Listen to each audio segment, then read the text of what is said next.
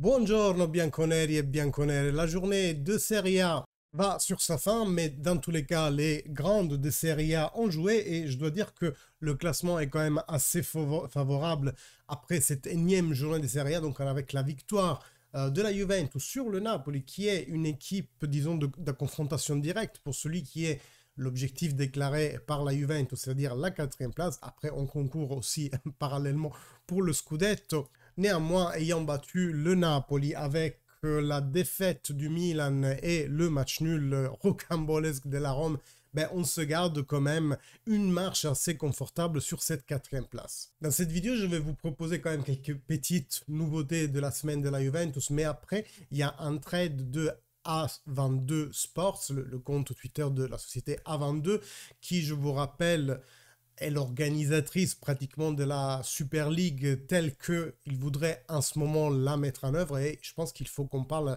de cette situation, surtout dans cette fin de décembre qui va être quand même très importante pour A22. Mais donc d'abord les choses, disons, inhérentes à la Juventus, puisque je sais que après pas tout le monde arrive vers la fin de la vidéo. Et puis voilà, si vous voulez faire un approfondissement sur le sujet de la Super League et qu'est-ce qui se passe dans ce monde-là en ce moment, ben, vous pouvez continuer le visionnage. Alors tout d'abord, pas de lésion pour Dusan Vlahovic qui est sorti, disons, boitant du match contre le Napoli. Prestation pas énorme.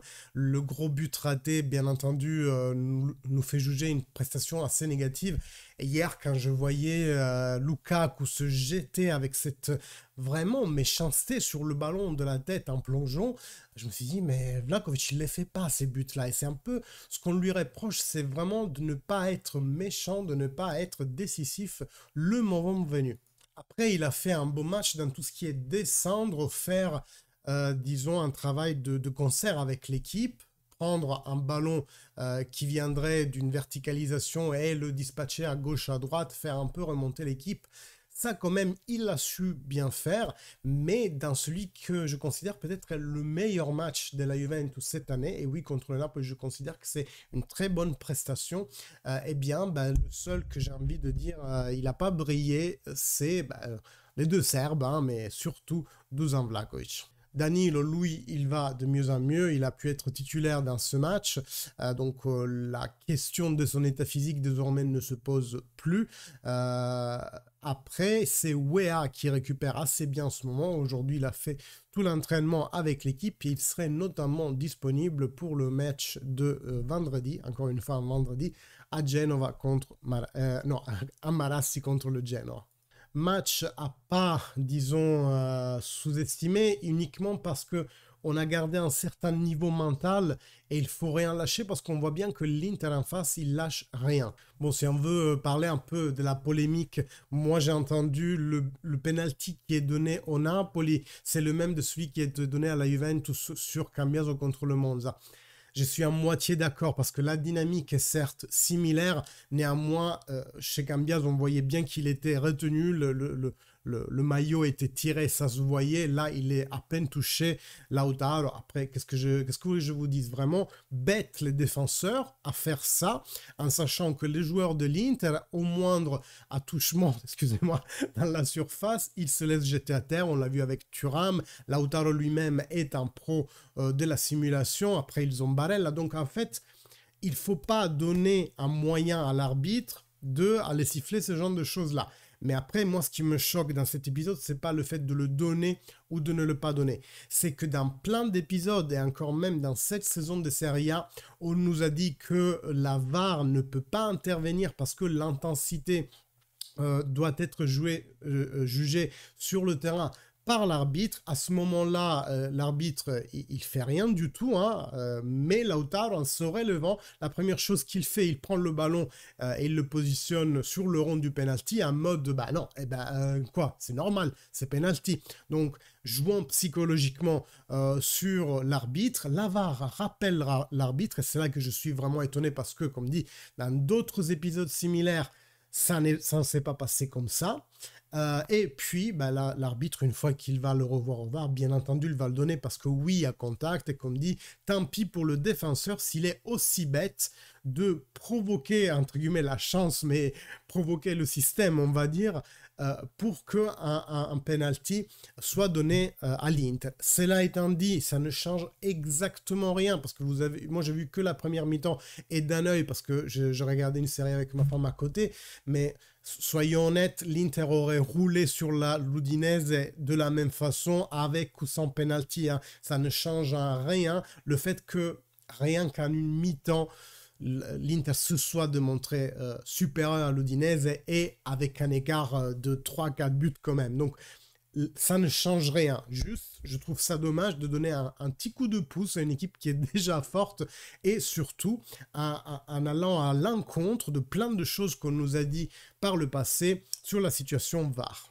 De toute manière, la prochaine journée de Serie A, elle aussi, pourrait être intéressante parce que nous, sur le papier, on a une rencontre facile, celle avec le Genoa, mais c'est que sur le papier, parce que si vous allez reparcourir les dernières années de nos matchs à l'extérieur à Marassi, ça s'est rarement très bien passé, hein. Je me souviens d'un but vraiment pris de façon stupide, je crois que c'était Kwame sur Buffon, le ballon ricoche sur la cheville de Kwame et déconcerte Buffon qui ne sait plus quoi faire et ça finit au fond du filet. Enfin voilà, le Genoa a su dans les années dernières nous donner du fil à retordre. Et après, comme dit, si c'est sur cette chaîne positive, on se dit on a battu le Napoli, on a fait match nul contre l'Inter, on est deuxième à -2. Après, le problème, c'est que tu peux un peu lâcher de l'Est. Ah bon, c'est Genoa, il n'y a pas de souci, on va les battre. Et c'est là qu'ils vont te niquer. Donc attention toujours. Et je disais, c'est intéressant aussi parce qu'il y a Lazio-Inter, donc match à domicile pour la Lazio qui en ce moment est vraiment mal en point au niveau des prestations et des points. Donc peut-être qu'ils auront un sursaut d'orgueil, on a qu'à espérer ça. Et puis Milan-Monza, le derby des Milanaises, on va dire des vraies Milanaises. Et avec la crise qu'elle traverse en ce moment, le Milan, on ne peut jamais rien savoir. Bon, venons-en maintenant au trade que Asport 22 a fait. Je vais essayer de le traduire directement de l'anglais. Pardon par avance pour d'éventuelles erreurs. Dans tous les cas, qu'est-ce qui va se passer maintenant pour la Super League? Ça fait à peu près un an que la Cour de justice européenne doit émettre son jugement. On imagine bien qu'il y a de la politique, même inhérente à la politique, la vraie politique des nations, qui ont dû jouer là-dedans. On sait très bien que le ministre Boris Johnson, je vais y arriver, c'était clairement mis contre ça. Macron aussi avait dit des mots, je crois, contre la Super League. Néanmoins, ça semble vraiment une nécessité d'un point de vue économique. Et Sport 22 nous dit qu'ils se sont mis d'accord avec une cinquantaine de clubs pour établir un nouveau 10 principes fondateurs de celle qui pourrait être la future Super League. On rappelle le jugement qui aura lieu, maintenant on a la presque certitude le 21 décembre, 21 ou 24. Un des deux, mais en tout cas c'est sûr, on va voir la prononciation de la Cour européenne à ce sujet. Et quel est le sujet? C'est est-ce que la UEFA, oui ou non, a une position de monopole? Et bien entendu, suivant la réponse, il peut y avoir différentes situations. Mais dans tous les cas, pour moi, A22 est en train de se préparer à une réponse qu'ils jugent de leur côté positif. Sinon, je ne vois pas quel serait l'intérêt d'envoyer un peu la hype en nous donnant ces 10 principes. Donc, principe numéro 1. Une compétition basée sur le classement, sur la compétition mérite. Donc ça sera un classement, ça sera comme la Liga, comme la Serie A, c'est un classement d'équipes basé sur la méritocratie avec 680 équipes. Donc j'imagine qu'il y aura des séries comme la Ligue 1, la Ligue B, la Ligue C, etc. Et pas de membres permanents, c'est la voie du futur. Donc voilà, une ouverture, et c'est le premier principe parce que la Super League s'était principalement cassé la gueule pour ça, pour cette histoire de wildcard et de places acquises sans méritocratie qui, bien entendu, a prêté le flanc à toutes les attaques qu'on a eues de la UEFA, etc. Principe numéro 2. Les tournois domestiques, donc ceux de nations, sont la fondation de European Football Club. Les renforcer et les rendre plus compétitifs dans toute l'Europe est crucial. En ce moment, ils sont en train de dire aux ligues, vous inquiétez pas, vous n'allez pas disparaître pour autant.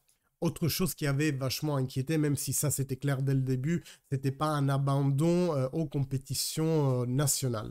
Principe numéro 3. Améliorer la compétitivité requiert des ressources stables et soutenables pour les clubs. Il faut donc garantir un minimum de 14 matchs en Europe par saison afin de permettre aux équipes d'avoir des revenus qui soient prédictible, qu'on sache qu'au moins on a ça dans une saison. Principe numéro 4, la santé des joueurs doit être la clé, le component clé de l'European Club Football. Ça a été et ça va continuer à être un enjeu important dans notre dialogue. On sait très bien qu'en ce moment, la tendance à la UEFA, c'est de mettre plus de matchs pour avoir plus de spectacles, alors que la thèse primaire de la Super League, c'est de dire non, faisons moins de matchs, comme ça nos joueurs ont moins de chances de se blesser, et on va rappeler que le risque en ces termes est porté par les clubs, parce que c'est eux qui payent les joueurs, et bien moins de matchs, moins de blessures, mais des matchs plus spectaculaires. Principe numéro 5, les clubs, c'est ceux qui possèdent le risque dans la European Football Club. Les clubs européens et leurs compétitions devraient être, la gouvernance devrait appartenir aux clubs eux-mêmes, avec des règles transparentes et de soutenabilité renforcée. Ça, c'est un point important de notre dialogue. On vient de le dire. Tous les risques sont pris par le club, donc pourquoi y a-t-il un entité tiers dans ce cas? La UEFA qui pompe du fric finalement que pour organiser, que c'est quelque chose de très simple, et qui capte, nous le savons en ce moment, plus de 50% des revenus, laissant au club, oui, les miettes. Numéro 6, c'est créer les événements sportifs les plus spectaculaires dans le monde peut être seulement accompli avec des compétitions qui permettent aux meilleurs joueurs du monde de faire la compétition tout au long d'une entière saison avec des matchs exaltants du début à la fin. En gros, je synthétise avec tout le respect, c'est pas intéressant un Verona Salernitana, mais plutôt un, oui, Juventus Manchester United.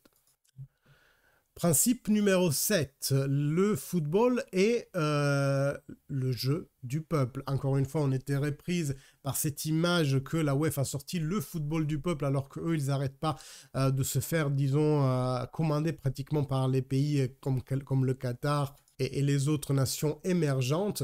Et donc, avec des... on ne va pas revenir sur ça, mais vous savez, les sponsors d'État qui devraient être interdits, etc., etc.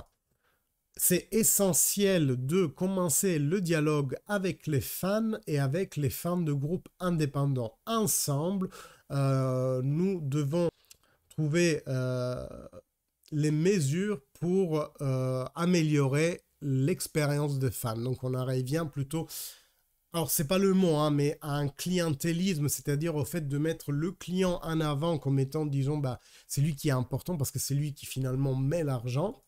Et donc, on parlait, juste pour ouvrir une petite parenthèse, de nombre de places réservées à certains types de fans, avec des packages, tout compris, hôtel, vol, plus l'expérience du stade. Donc voilà, ça, en ce moment, c'est organisé des fois par certains clubs, mais pas par tous.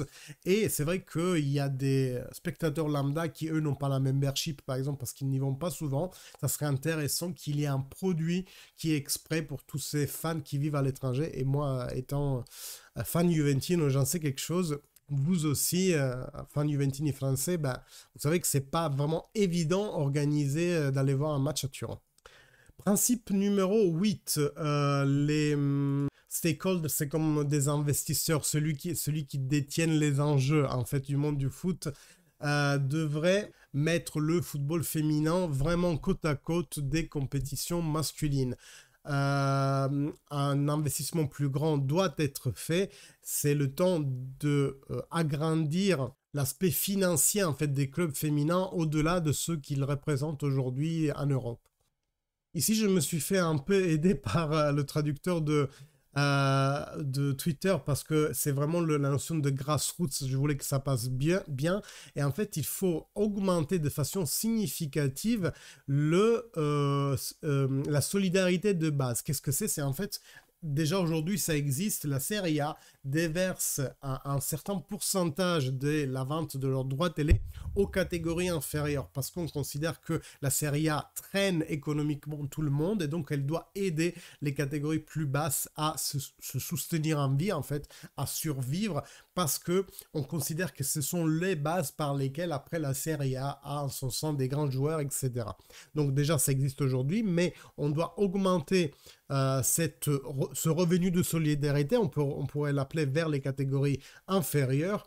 Au moins 400 millions par année devraient être assignés aux clubs qui ne participent pas à la Super League par solidarité et pour les causes sociales. Entre autres, je crois ne pas dire de bêtises, on avait estimé les revenus d'une éventuelle Super League à 2-3 milliards.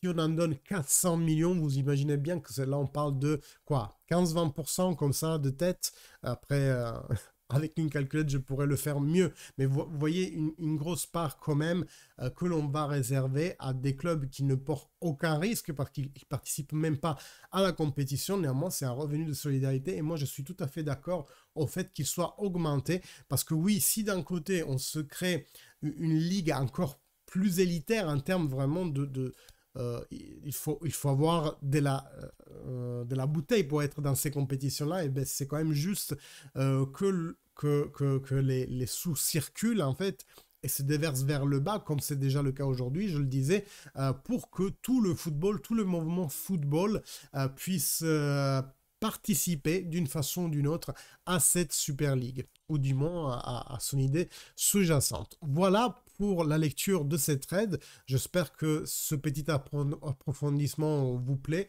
En tous les cas, je sais que d'habitude, les choses comme ça font un peu moins de vues, ça intéresse un peu moins de monde, c'est un peu niche. Mais voilà, moi j'espère que y a des hardcore qui aiment bien parler de ça. On a parlé aussi un peu de l'actualité Juve. Moi, s'il y a d'autres nouveautés, je vous fais bien entendu une autre vidéo dans la semaine. Sûrement, on se revoit d'ici le match. Et puis, n'oubliez pas, abonnez-vous à la chaîne, activez la cloche. Comme ça, vous serez mis automatiquement au courant les fois où je vais en live ou les fois où je laisse une vidéo. On se voit bien entendu. Ah, c'est passé derrière. On se voit bien entendu pour le prochain match Genova-Juventus. Je fais repasser le petit gif parce que j'ai envie. Merci à tous d'avoir suivi ce vidéo et fino alla fine, Forza Juve.